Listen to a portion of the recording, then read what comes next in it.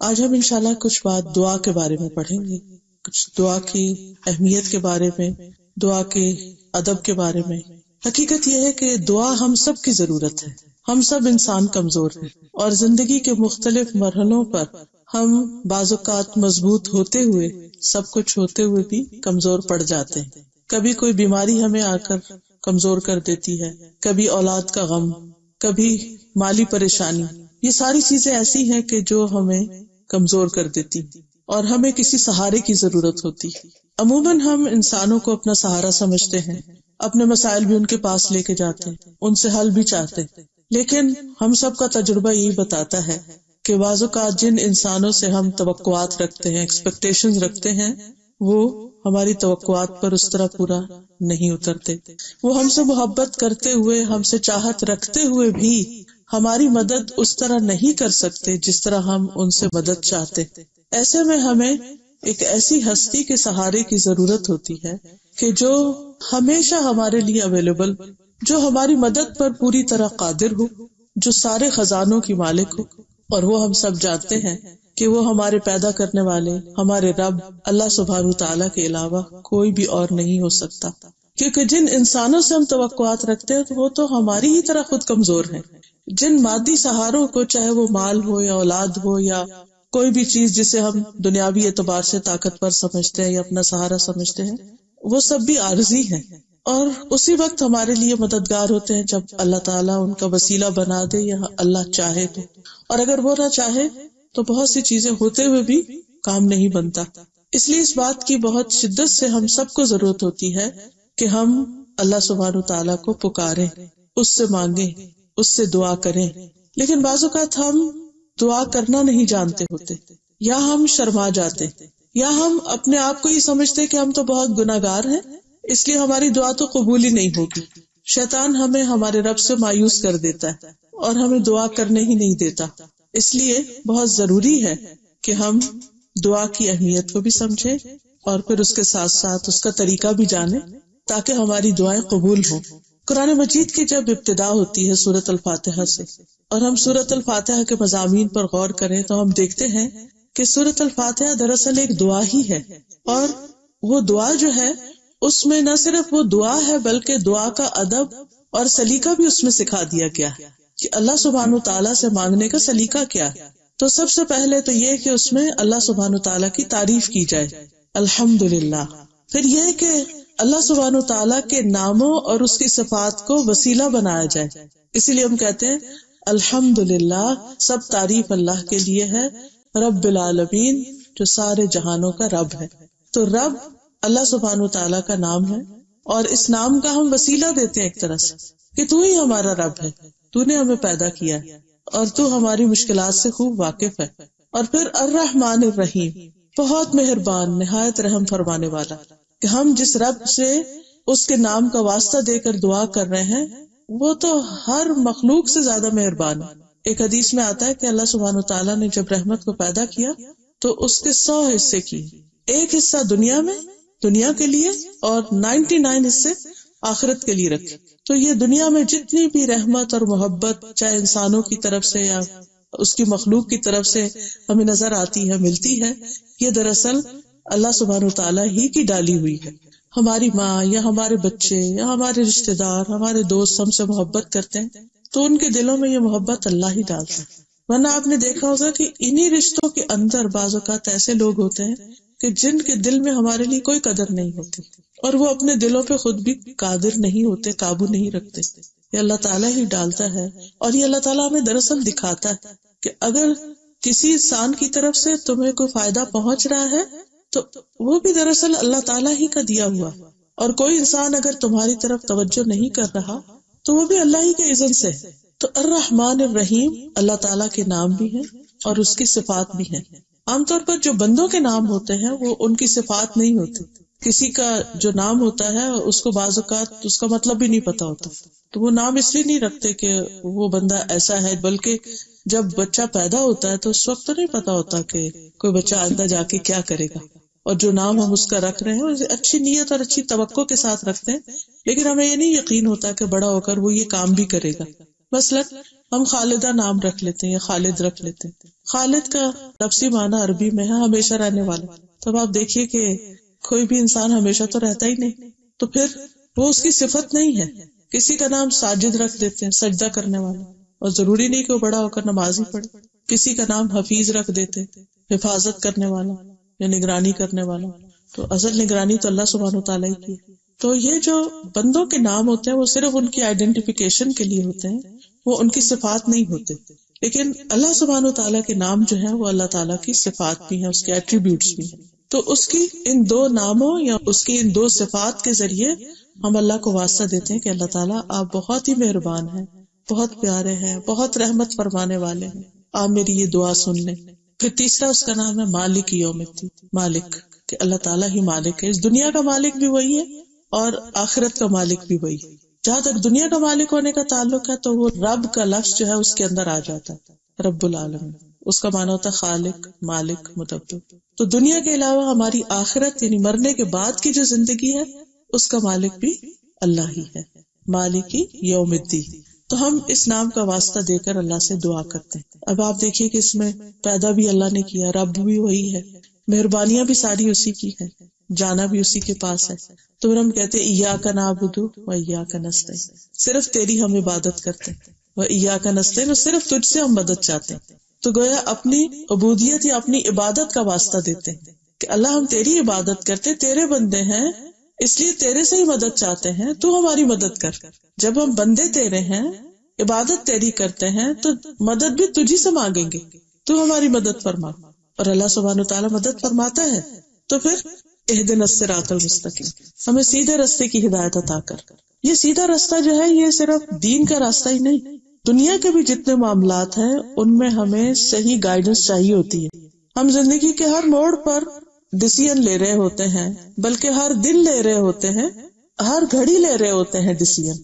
ہو سکتا ہے یہاں بیٹھے بیٹھے اس وقت ایک طرف آپ بات سن رہے ہوں اور دوسری طرف آپ اپنے دل میں کوئی ڈیسیژن بنا رہے ہیں. وہ ڈیسیژن یہ بھی ہو سکتا ہے کہ اچھا یہاں سے اٹھنے کے بعد مجھے اپنے بچوں کو پک کرنا ہے. وہ یہ بھی ہو سکتا ہے اچھا آج شام مجھے فلاں جگہ جانا ہے، کل میں یہ کروں گی. یہ ڈیسیژن ہی تو ہوتے ہیں، یہ خیالات ہمارے کیا ہوتے ہیں. ہم ڈیسائیڈ کر رہے ہوتے ہیں کہ اچھا آگے کیا کرنا ہے، اور زیادہ تر ہمارا مائنڈ اسی چیز میں الجھا رہتا ہے، اچھا اور کیا کرنا، اور کیا کرنا، اور کیا کرنا. کچھ چیزیں تو روٹین کی ہوتی ہیں، لیکن کچھ چیزیں ایسی ہوتی ہیں کہ جو ہماری مرضی کے خلاف بھی ہوتی ہیں. کچھ چیزیں ایسی ہوتی ہیں کہ جو ہماری مرضی کے عین مطابق ہوتی ہیں، ہماری پسند کی ہوتی ہیں. کچھ ہماری ناپسند کی ہوتی ہیں لیکن ہمیں کرنی چاہیے ہوتی ہیں. مثلا کوئی ایسا رشتہ دار بیمار ہو گیا جس سے آپ کی کوئی بول چال نہیں، اب وہ بیمار ہے، ہاسپٹلائزڈ ہے. اب آپ کا ضمیر آپ کو کہتا ہے جاؤ اس کی عادت کرو، اس کو دیکھ لو، کیا پتہ زندگی کا چلا ہی نہ جائے دنیا سے. لیکن آپ کی انا کہتی ہے نو، اس نے مجھے اس طرح اور اس طرح ہرٹ کیا، میں تو نہیں جاؤں گا. پھر آپ کو خیال آتا ہے نہیں وہ میں نے فلاں درس میں سنا تھا کہ رشتوں کو جوڑنا چاہیے، خیال رکھنا چاہیے، چلو میں چلی جاتی ہوں. پھر تھوڑی دیر کے بعد آپ کو آتا ہے کہ جب میرے دل میں ہی نہیں تو میں کیا منافقت کروں، کیوں جاؤں. یعنی انسان اپ اینڈ ڈاؤن سوچتا رہتا ہے. پھر آخر کار آپ ایک ڈیسیژن بنا لیتے، یا چلے جاتے یا نہیں چلے جاتے. یہ دونوں ہی آپ کے ڈیسیژن ہیں. اب اس میں رائٹ ڈیسیژن کیا تھا، اللہ کا پسندیدہ ڈیسیژن کیا تھا، وہ ہونا چاہیے تھا دراصل آپ کے ڈیسیژن. اس کے لیے ہم بعض اوقات ہمیں پتہ بھی ہوتا ہے یہ زیادہ صحیح بات ہے، لیکن ہم اپنی ویکنس کی وجہ سے نہیں کر پاتے، تو ہمیں اس پر اللہ سے مدد چاہیے ہوتی ہے. اہدنا الصراط المستقیم، اللہ ہمیں سیدھا راستہ دکھا، ہمیں رائٹ چوائسز اور رائٹ ڈیسیژن لینے کی توفیق عطا فرما.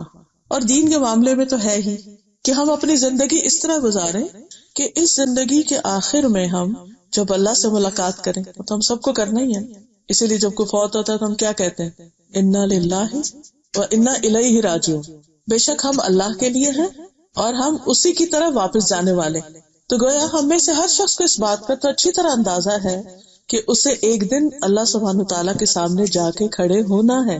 اس سے ہم بھاگ نہیں سکتے، کہیں نکل ہی نہیں سکتے. تو پھر ہمیں اس بات کی فکر بھی ضرور آتی ہے کہ کیا منہ لے کے جائیں گے. جب دنیا میں ہم کسی کے ساتھ بگاڑ کے رکھتے ہیں نا تو پھر اس کا سامنا نہیں کر سکتے. ایک چھوٹا بچہ ہی ہوتا ہے نا، تو اگر ماں کی بات نہیں مانتا یا ماں کے ساتھ کچھ غلط کرتا ہے تو پھر وہ ماں کے سامنے آتے ہوئے کتراتا ہے، شرماتا ہے. تو ہمیں بھی اس بات کی وقتاً فوقتاً فکر تو ہوتی ہے کہ ہم جب فوت ہو جائیں گے، اللہ کے پاس جائیں گے، کیا منہ لے کے جائیں گے. تو پھر بھی ہمارے دل میں ہول اٹھتا ہے تو ہم دعا کرتے ہیں اہدنا الصراط المستقیم، اللہ تعالیٰ آپ ہمیں سیدھا راستہ دکھا دیں۔ کون سا سیدھا راستہ؟ صراط الذین انعمت علیہم، ان لوگوں کا راستہ جن پر تو نے انعام کیا ہے، غیر المغضوب علیہم، ان کا راستہ نہیں چاہیے جن پر تیرا غضب نازل، جن سے تو ناراض ہوا۔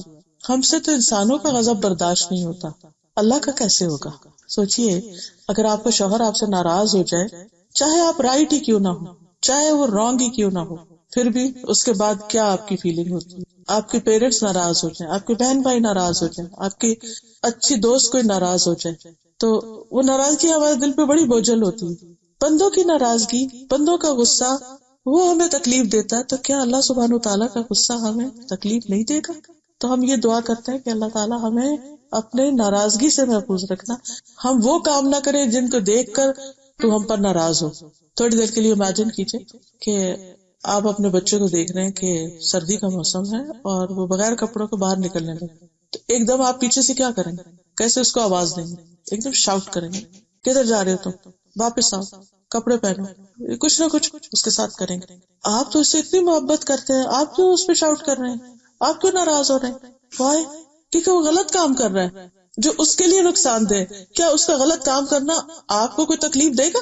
اگر بچہ سردی میں باہر نکل جاتا ہے بغیر کچھ پہنے، آپ کا کیا جاتا ہے؟ بخار تو اس کو ہوگا، سردی تو اس کو لگے گی، تکلیف تو اس کو ہوگی، ہونے دیں۔ نہیں، آپ اس سے محبت کرتے ہیں، آپ کو نہیں اچھا لگتا کہ وہ تکلیف میں ہو۔ ایسے ہی اللہ تعالیٰ کی ہم مخلوق ہے، اللہ ہم سے محبت کرتا ہے، اس کو پسند نہیں ہے کہ ہم مصیبت میں پڑے، لہٰذا وہ ہم سے ناراض ہوتا ہے اور اپنی ناراضگی کا اظہار بھی کرتا ہے۔ کچھ تو اس نے اپنے کتاب میں بتا دیا کہ کن کن باتوں سے وہ ناراض ہوتا ہے، کن کن چیزوں سے محبت کرتا ہے، اور بار بار پھر چانس بھی دیتا ہے کہ ٹھیک ہو جاؤ، ٹھیک ہو جاؤ۔ نہیں ہوتے ہم، الٹیمیٹلی پھر وہ سزا بھی دیتا ہے جو اس کا حق ہے۔ پھر تو غیر المغضوب، اللہ تعالیٰ ہم ایسے کام نہ کریں، اس راستے پہ نہ چلیں کہ جو اللہ کو ناراض کرے اور الٹیمیٹلی ہمارے لیے نقصان کا باعث ہو۔ ولا الضالین، اور نہ بھٹکنے والوں کا راستہ، ہمیں وہ بھی نہیں چاہیے کہ جو اپنے اصل منزل ہی کو کھو دیں اور اپنا راستہ۔ کیونکہ آپ دیکھیے گھر سے نکلنے کے بعد جب آپ ڈرائیو کر رہے ہوتے ہیں تو سب سے زیادہ فکر کس بات کی ہوتی ہے؟ کہ خاص طور پہ جب نئی جگہ جا رہے ہوں کہ آپ صحیح وقت پر صحیح جگہ پہنچ جائیں، اور بار بار میک شور کرتے ہیں کہ میں نے نمبر صحیح ڈالا، گھر کا لوکیشن صحیح ڈالی ہے۔ اور پھر لوکیشن ڈالنے کے باوجود بھی آپ آنکھیں بند نہیں کر لیتے، آپ دیکھتے رہتے ہیں یہ کدھر لے جا رہا ہے، مجھے جی پی ایس کدھر لے کے جا رہا ہے، آپ کو یہ گوگل میپ کدھر لے کے جا رہا ہے، ادھر۔ پھر بھی آپ الرٹ رہتے ہیں، کیوں؟ جانے دیں اس کو اور چلتے جائیں۔ آپ بھی نہیں، آپ کو صحیح جگہ پہنچنا ہے، کیونکہ غلط جگہ پہنچ کر تو آپ مصیبت میں پڑیں گے، آپ کا کام ہی نہیں ہوگا۔ اسی طرح اگر ہم غلط راستے پہ چل پڑے، گم کر دیا ہم نے اپنا راستہ، تو ہم اس اصل منزل پہ نہیں پہنچ سکتے، وہ گھر نہیں ملے گا ہمیں۔ کون سا گھر؟ وہ جنت والا گھر۔ وہ گھر جو ہے اس تک پہنچنے کے لیے صحیح ڈائریکشن پہ جانا بہت ضروری۔ تو وہ ہم اللہ تعالیٰ سے بار بار دعا کرتے رہتے ہیں کہ اللہ تعالیٰ ہمیں بھٹکنے سے بچانا، گم ہونے سے بچانا۔ ہم لاسٹ نہیں ہونا چاہتے، ہم اسی میں ہی پہنچنا چاہتے، کہ اور نہیں جانا چاہتے۔ دنیا میں تو یہ ہوتا ہے نا، نہیں ملا گھر، نہیں ملی جگہ، تو کیا ہوتا ہے؟ اب واپس آ جاتے ہیں، تھوڑی دیر موڈ آف ہوتا ہے، اس سے ٹھیک ہو جاتے ہیں۔ لیکن وہاں تو نہ واپسی کا راستہ ہے اور نہ ہی پھر کوئی اور اچھی جگہ، وہاں دوسرا راستہ تو انتہائی جہنم کی کھائی ہے، تو بہت ہی تکلیف دہ ہے۔ تو اس لیے ہم سورۃ الفاتحہ میں دعا کر رہے ہوتے ہیں، جس میں دعا کا ادب بھی بتا دیا گیا، یہ بھی بتا دیا گیا کیا مانگو، اور ساتھ ہی یہ کہ کس طرح مانگو، اس میں کیا چیزیں نہ ہو۔ تو دعا مانگنے میں جو سب سے اہم سلیقہ اور طریقہ ہے، یا سب سے اہم ادب ہے، وہ ہے اللہ سبحانہ تعالیٰ کی حمد و ثنا کرنا، اللہ کی تعریف کرنا۔ جب بھی آپ دعا کریں تو حمد و ثنا ضرور کریں۔ اس میں ڈفرنٹ ورژنز ہیں، لمبی سے لمبی تعریف بھی ہو سکتی ہے اور ایک لفظ کے ساتھ بھی تعریف ہو سکتی۔ جب آپ کہتے ہیں یا رب، تو رب کیا ہے؟ اللہ تعالیٰ کی صفت۔ تو ایک طرح سے آپ نے تعریف ہی کر دی اپنے رب کی، اس کا نام لے لیے یا رحمان، کیونکہ اللہ تعالیٰ خود فرماتے ہیں وَلِلَّهِ الْأَسْمَاءُ الْحُسْنَى فَادْعُوهُ بِهَا، اللہ کے لیے ہے اچھے اچھے نام، ان ناموں کے ساتھ اس کو پکارو۔ تو ہم نے پھر اللہ کی تعریف کی، اور اگر آپ کے پاس زیادہ وقت ہے تو آپ اللہ تعالیٰ کی زیادہ تعریف کر لیں۔ اور تعریف کیوں کریں؟ اس لیے کہ ہر چیز اسی کی ہے، للہ ما فی السماوات والارض، اللہ ہی کے لیے ہر وہ چیز جو آسمان و زمین میں ہے۔ ان اللہ هو الغنی الحمید، بے شک اللہ وہی غنی ہے، بے نیاز ہے، تعریف والا ہے، حمد و ثنا کے لائق وہی ہے۔ ہم دیکھیں دنیا میں اگر کسی کے پاس کوئی چھوٹی سی بھی اچھی چیز ہوتی ہے نا، ہم اس کی تعریف کرتے ہیں یا اس چیز کی تعریف کرتے ہیں، اس کے مالک کی تعریف کرتے ہیں. بس کسی کے بچے اچھے ہوں، پیارے ہوں، کسی کے بس اچھے کپڑے اس نے پہنے ہوئے، جیولری، تو ہم تعریف کے بغیر رہتے نہیں. یعنی یہ نہیں ہوتا کہ وہ ہمیں کہتا ہے ہم ایک تعریف کرو، بلکہ ہم دیکھتے ہی ہمارا دل کرتا ہے کہ ہم تعریف کریں، کیونکہ ہمیں خوشی ہوتی ہے اپریشیٹ کر کے، اچھا لگتا ہے، خود کو اچھا لگتا ہے. کیونکہ جو قابل تعریف چیز ہوتی ہے اس کی تعریف کرنا ہی ہماری صحت کے لیے اچھا ہے. اگر ہم اپریشیٹ نہیں کرنا جانتے تو دراصل اپنے آپ کو ہی پریشان رکھتے ہیں. اور آپ نے دیکھا کہ زندگی میں کچھ ایسے لوگ بھی ہوتے ہیں بہت منفی نیگیٹو تھنکنگ ہوتی ہے ان کی، ہر چیز میں نقص ڈھونڈ لیتے ہیں. کریٹیکل ہونا بہت اچھی بات ہے، لیکن اوور کریٹیکل ہونا کہ جس میں آپ کو خوبی تو کوئی نظر ہی نہ آئے، ہر چیز میں نقص ہی نقص نظر آئے، یہ بلائے جان ہوتا ہے انسان کے لیے، اپنے لیے بھی دوسروں کے لیے. ایسے لوگ اپنے آپ کو بھی تکلیف میں ڈالے رکھتے ہیں اور دوسروں کو بھی تکلیف میں ڈالتے ہیں. تو جس شخص کے اندر یہ عادت ہوتی ہے نا کہ وہ ہر چیز میں سے کوئی نہ کوئی بہتری کا، بھلائی کا، خیر کا، اچھائی کا پہلو نکال لیتا ہے اور پھر اس کا ذکر کرتا ہے، اس کو مینشن کرتا ہے، ایسا شخص دنیا میں خوش رہ سکتا ہے، یہاں بھی خوش رہ لیتا ہے، کیونکہ اس کی نظر یعنی وہ ایک اچیور ہوتا ہے، اس کے ایک سینس آف اچیومنٹ ہوتی ہے کہ میرے پاس ہے. اور دوسرا اس کو سینس آف لاس ہوتا ہے، وہ لوزر ہوتا ہے کہ میرے پاس کچھ نہیں. تو انسان جب اپنے پاس ملنے والی نعمتیں یا دنیا میں پھیلی ہوئی اللہ کی نعمتیں اور اچھی اچھی چیزیں دیکھتا ہے تو وہ پھر تعریف کرتا ہے اللہ کی. اور سب سے زیادہ اللہ تعالیٰ ہی اس بات کا حقدار ہے کہ اس کی تعریف کی جائے، اور اس کو پسند بھی بہت ہے. یعنی ہمارے رب کو تعریف پسند ہے، تو جو چیز ہمارے رب کو پسند ہے وہ کرنا ہمارے ہی فائدے میں ہے. مثلاً جب آپ لوگوں سے بھی ڈیل کر رہے ہوتے ہیں اور آپ کو پتا ہو ان کی پسند کیا، چوائس کیا ہے، اس کے مطابق آپ کام کرتے ہیں تو آپ کو بھی خوشی ہوتی ہے، دوسرے کو بھی ہوتی. اب آپ دیکھیے کہ مثلاً حمد کا ایک ورژن یوں بھی ہے، اللہم ربنا لک الحمد ملء السماوات وملء الارض وما بینہما وملء ما شئت من شیء بعد اہل الثناء والمجد لا مانع لما اعطیت ولا معطی لما منعت ولا ينفع ذا الجد منک الجد. اے اللہ، اے ہمارے رب، تیرے ہی لیے تمام تعریف ہے، آسمان بھر اور زمین بھر. اتنی تعریف کہ آسمان بھر جائے اور اتنی کہ زمین پوری بھر جائے، اور ان دونوں کے درمیان کی وسعت بھر، اور اس کے بعد جو تو چاہے اس کی وسعت بھر لے. اے تعریف اور بزرگی والے، جو تو عطا کرے اسے کوئی چھین نہیں سکتا، جس سے تو محروم کر دے وہ کوئی دے نہیں سکتا، اور نہ کسی مرتبے والے کو تیرے سامنے اس کا مرتبہ کوئی فائدہ دے سکتا ہے. دنیا میں کوئی وائٹ ہاؤس کا ہی مالک کیوں نہ ہو جائے، لیکن اس کو فائدہ نہیں دے سکتا وہ سب کچھ اللہ کے سامنے. اللہ سبحانہ تعالیٰ کے سامنے انسان کی جو عاجزی ہے اور اس کی جو عبودیت ہے اور اس کا جو اللہ کے سامنے جھکنا ہے وہ اللہ کو پسند ہے.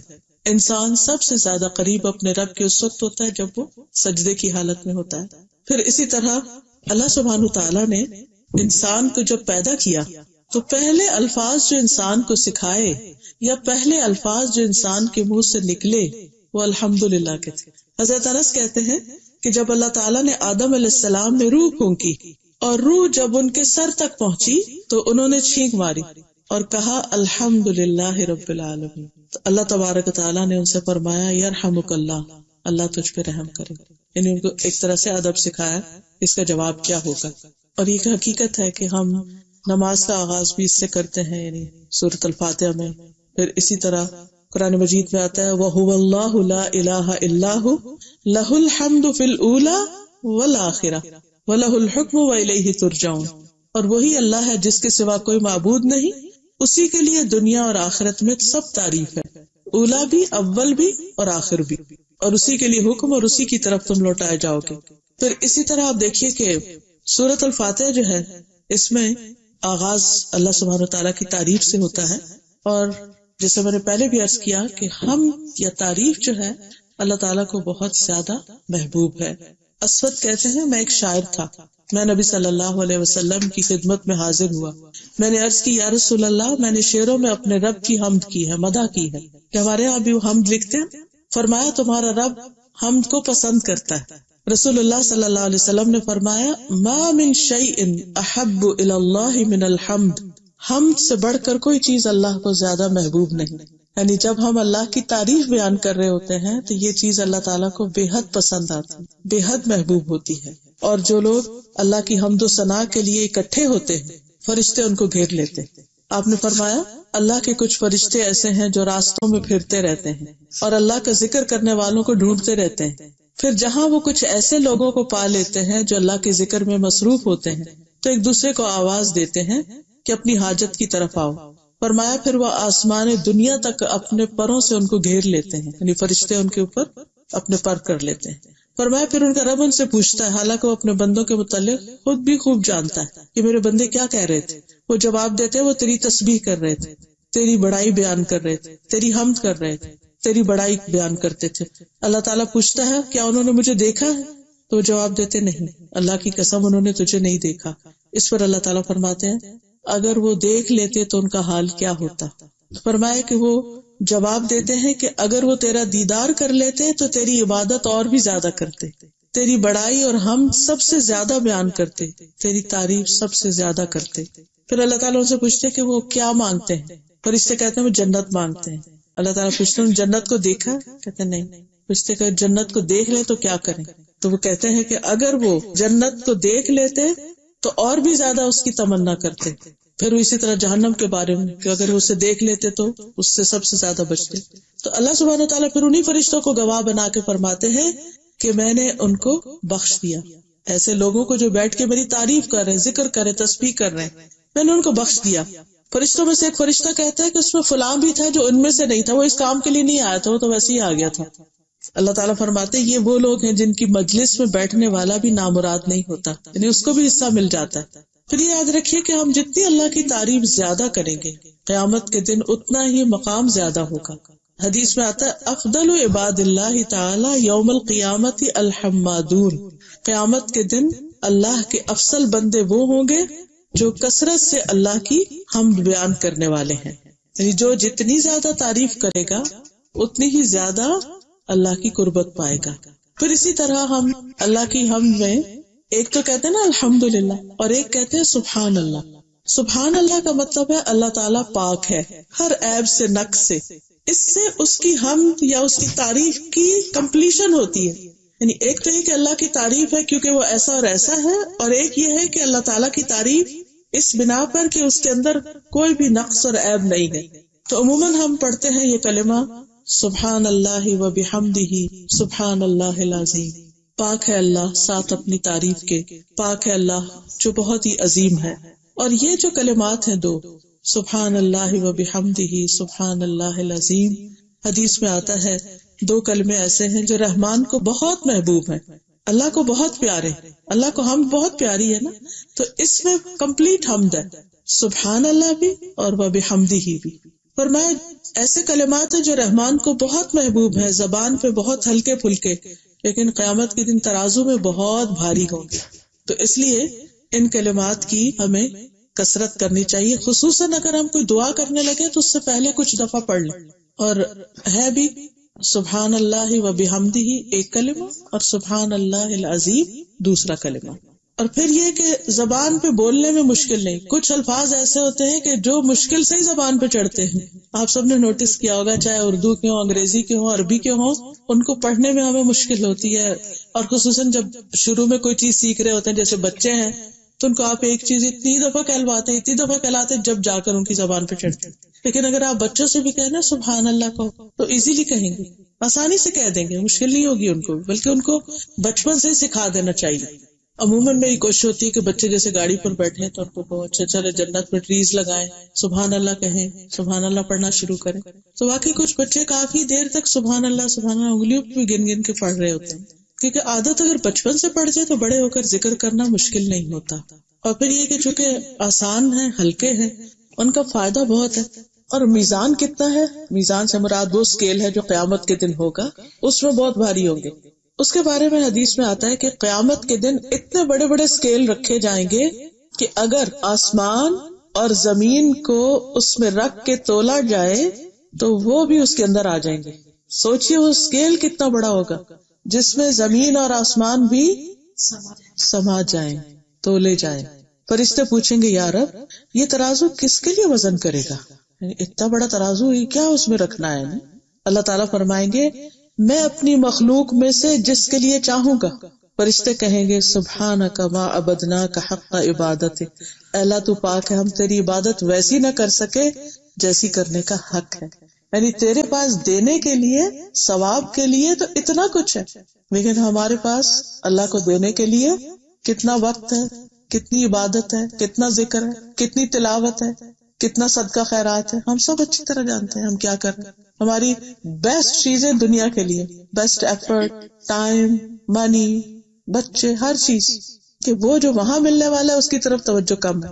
تو بہرحال فرشتے اگر یہ کہہ رہے ہیں سبحانک ما عبدناک حق عبادتک، اور وہ فرشتے جو دن رات اللہ کی تسبیح کرتے انہوں نے کبھی کوئی غلط بات منہ سے نکالی ہی نہیں، تو ہم کہاں کھڑے. تو بہرحال سبحان اللہ جب انسان کہتا ہے تو اس کا مطلب یہ ہے کہ اللہ سبحانہ و تعالی ہر کمزوری سے پاک ہے، ہر عیب سے پاک ہے، ہر شریک سے پاک ہے، کوئی اس جیسا نہیں، اس کو موت نہیں آئے گی، اس کو نیند نہیں آتی، اس کو اونگ نہیں آتی، اسے کسی کی مدد نہیں چاہیے، وہ ہر چیز میں پرفیکٹ ہے، ساری صفات میں کامل ہے. یعنی انسان میں ہوتا ہے نا کہ کوئی ایک چیز، ہم سب کو پتا ہے کہ ہماری کچھ اسٹرینگث ہوتی ہے، کچھ ویکنیسز ہوتی ہیں. اللہ سبحانہ تعالیٰ کی کوئی ویکنیس نہیں، ساری اسٹرینگثs ہیں. جتنی بھی اس کی صفات ہیں جو انسانوں کو معلوم ہے، ان سب کے اندر وہ پرفیکٹ ہے. اللہ تعالیٰ کو نہ تھکاوٹ آتی، نہ بوریت ہوتی. پھر اللہ تعالیٰ مخلوق کی مشابہت سے پاک ہے، یعنی مخلوق میں سے، کریشن میں سے کوئی ایسا نہیں جو اللہ کی طرح ہو. پھر اسی طرح ہم کہتے ہیں سبحان اللہ العظیم، تو اللہ تعالیٰ کی عظمت بیان کرتے ہیں کہ اللہ تعالیٰ بہت بڑا ہے. لہو ما فی السماوات و ما فی الارض وہو العلی العظیم. آیت الکرسی میں ہم بار بار یہ کہہ رہے ہوتے ہیں. پھر ہم دعا بھی مانگتے ہیں اللہ کے چہرے کا وسیلہ دے کر جس سے بڑی کوئی چیز نہیں. اعوذ بوجہ اللہ العظیم الذی لیس شیء اعظم منہ، کہ میں اللہ کے چہرے کی پناہ لیتا ہوں جس سے بڑی کوئی چیز، عظیم کوئی چیز نہیں، عظمت والی کوئی چیز نہیں. پھر اسی طرح اللہ تعالیٰ اپنی صفات میں عظیم ہے، اپنی قدرت میں عظیم ہے، عرش عظیم کا مالک ہے. جو چیز بھی اس کے ساتھ اس سے متعلق ہے ان سب کے اندر عظمت ہے. پھر یہ بھی یاد رکھیے کہ تسبیح اگرچہ ہم والنٹریلی کرتے ہیں لیکن اس کا ہمیں حکم بھی دیا گیا، خاص طور پر نبی صلی اللہ علیہ وسلم کو سبح اسم ربک الاعلی، اپنے رب کے نام کی تسبیح کریں جو سب سے بلند ہے، الاعلی ہے. اور ایک اور جگہ پر فسبح بحمد ربک وکن من الساجدین. ایک اور جگہ پر یا ایھا الذین آمنوا اذکروا اللہ ذکرا کثیرا وسبحوہ بکرۃ واصیلا. اے لوگوں جو ایمان لائے، اللہ کو بہت زیادہ یاد کرو، صبح اور شام اس کی تسبیح کرو. تو الحمدللہ ہم نمازوں میں بھی، جو لوگ نماز کی پابندی کرتے ہیں وہ اس حکم کو مانتے ہیں. سجدے میں سبحان ربی الاعلی کہتے ہیں، رکوع میں سبحان ربی العظیم کہتے ہیں. پھر اسی طرح صبح و شام کی دعاؤں میں اللہ کی تسبیح کر رہے ہوتے ہیں. نبی صلی اللہ علیہ وسلم نے فرمایا کہ آسمان چرچرا رہا ہے اور اس کا حق ہے کہ وہ چرچرائے. قسم اس ذات کی جس کے قبضے میں محمد صلی اللہ علیہ وسلم کی جان ہے، وہاں ایک بالش جگہ بھی ایسی نہیں جہاں کوئی فرشتہ اپنی پیشانی رکھے اللہ کی حمد کے ساتھ اس کی تسبیح نہ کر رہا. پھر زمین اور آسمان کی ساری چیزیں اس کی تسبیح کرتی ہیں. قرآن مجید میں آتا ہے تسبح لہ السماوات السبع والارض ومن فیہن، ساتوں آسمان اور زمین اور جو اس کے اندر ہے سب اس کی تسبیح کر رہے ہیں، اللہ کی حمد و ثنا بیان کر رہے ہیں. وَإِن مِّن شَيْءٍ إِلَّا يُسَبِّحُ بِحَمْدِهِ وَلَٰكِن لَّا تَفْقَهُونَ تَسْبِيحَهُمْ. کوئی چیز ایسی نہیں کہ جو اس کی تسبیح نہ کرتی لیکن تم ان کی تسبیح سمجھتے نہیں. پھر اسی طرح ملائکہ والملائکۃ یسبحون بحمد ربہم، حاملین عرش جو ہیں، جو عرش اٹھائے ہوئے فرشتے ہیں، الذین یحملون العرش ومن حولہ یسبحون بحمد ربہم، جو فرشتے عرش اٹھائے ہوئے ہیں، جو اس کے آس پاس ہیں، سب اپنے رب کی حمد کے ساتھ اس کی تسبیح کر رہے ہیں.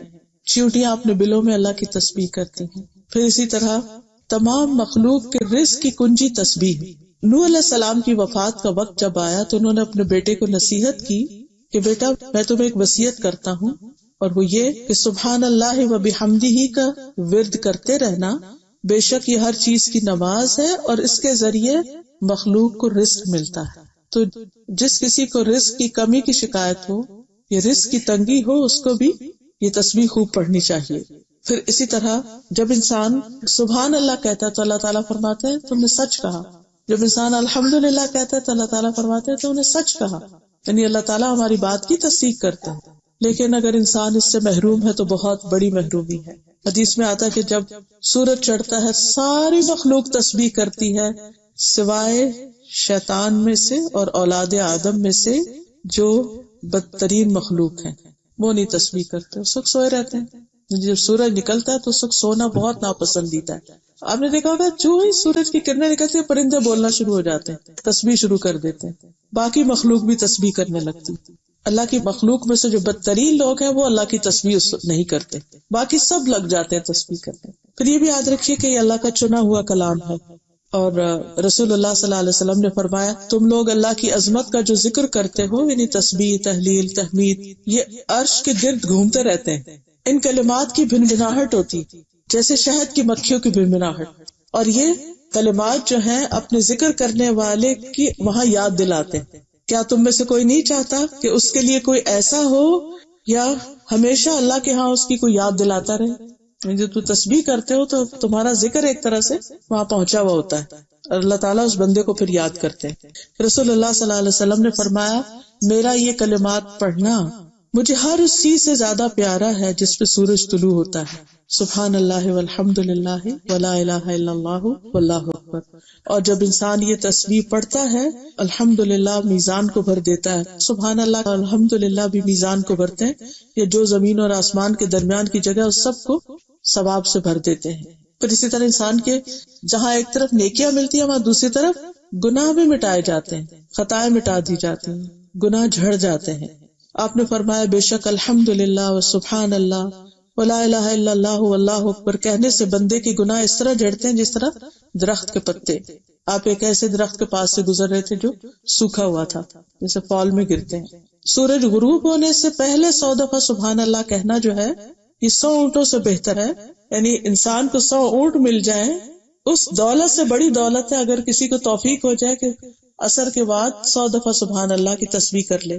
پھر اسی طرح سارے جوڑوں کا صدقہ ہے سبحان اللہ پڑھنا، الحمدللہ پڑھنا، یہ سارے جوڑوں کا صدقہ جو کہ ہر روز ہمارے جسم پر لازم ہوتا ہے. پھر اسی طرح انسان اپنے اس ذکر کی وجہ سے باقی سب لوگوں سے درجوں میں آگے چلا جائے گا، جس کا درجہ جتنا زیادہ ہوگا. پھر یہ بھی یاد رکھیے کہ دل کی گھٹن اور تنگی کا علاج ہے یہ. جب انسان کا دل اداس ہو، پریشان ہو، غم ہو، فکر ہو، خوف ہو، تو اس وقت انسان کو یہ تسبیح پڑھنی چاہیے. رسول اللہ صلی اللہ علیہ وسلم نے فرمایا جو شخص رات سے خوف کھائے کہ وہ اسے پریشان کرے گی، یا مال خرچ کرنے سے بخل کرے کہ اتنا نہیں ہے کہ وہ صدقہ کرے، ہے بھی تو دے نہیں پاتا، یا دشمن سے مقابلہ کرنے سے ڈرے، تو چاہیے کہ وہ اس قول کی کثرت کر دے سبحان اللہ و بحمدہ، یعنی ان ساری چیزوں کو کمپنسیٹ کر دے. تسبیح دن کے کسی بھی وقت کی جا سکتی ہے، لیکن خصوصاً صبح اور شام، اور صبح اور شام کے اذکار کے شروع میں. پھر نمازوں میں اور نمازوں کے بعد 33 دفعہ سبحان اللہ، 33 دفعہ الحمدللہ، اور 34 دفعہ اللہ اکبر، یا لاسٹ ٹائم 33 کے بعد لا الہ الا اللہ وحدہ لا شریک لہ لہ الملک ولہ الحمد وہو علی کل شیء قدیر.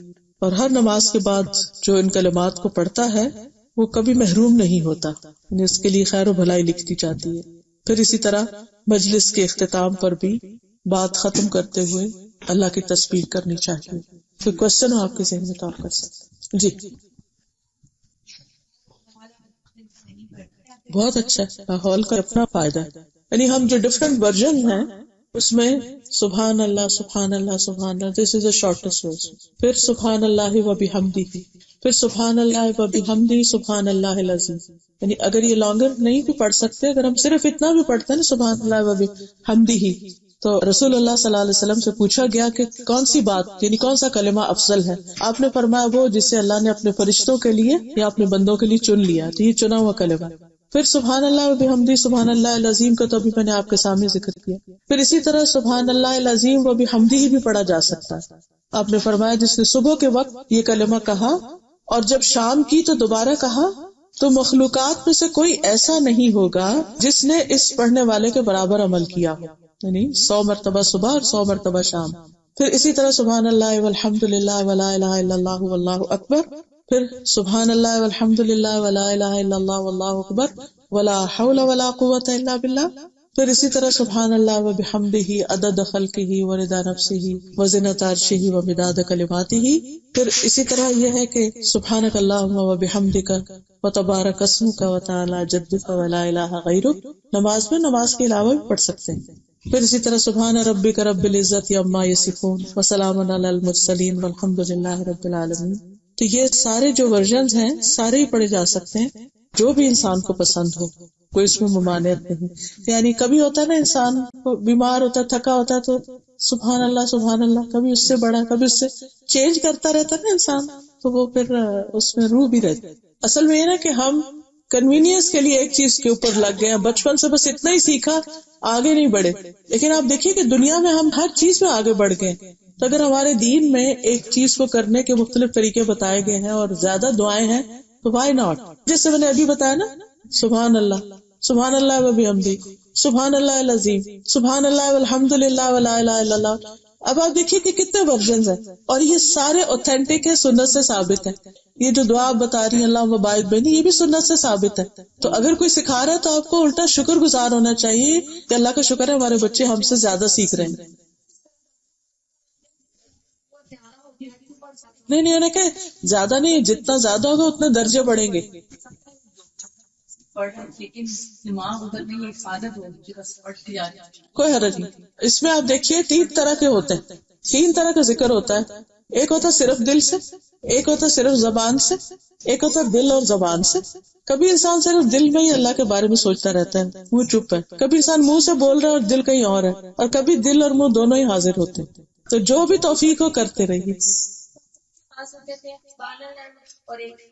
اس میں جہاں تک 100 دفعہ یہ سبحان اللہ پڑھنے کا ہے تو اس کی تو میں نے ابھی حدیث جو بیان کی ہے اس میں 100 دفعہ کا ذکر آتا ہے کہ جو عصر سے پہلے 100 دفعہ پڑھتا ہے اس کا اجر کتنا ہے. اسی طرح نبی صلی اللہ علیہ وسلم دن میں 70 سے 100 بار استغفار کرتے تھے، تو اس کی پیروی میں کہتے ہیں کہ 100 دفعہ پڑھ لیں کم از کم. تو اسی طرح درود شریف جو ہے وہ تو جتنا زیادہ چاہے پڑھ لیں، لیکن اگر کوئی 100 دفعہ تک رکھتا ہے تو اس میں یہ کہ کم از کم کچھ تو پڑھ لیتا ہے. اگر ضروری نہیں کہ 100 پورا کرے، کم بھی ہو سکتا ہے اور ایون 100 سے زیادہ بھی ہو سکتا ہے. 10 دفعہ کا ذکر ہے. جی اللہ تعالی ہم سب کو توفیق عطا فرمائے اور زیادہ سے زیادہ ہم اللہ کی تعریف اور تسبیح کر سکیں. آخر دعوانا ان الحمد للہ رب العالمین.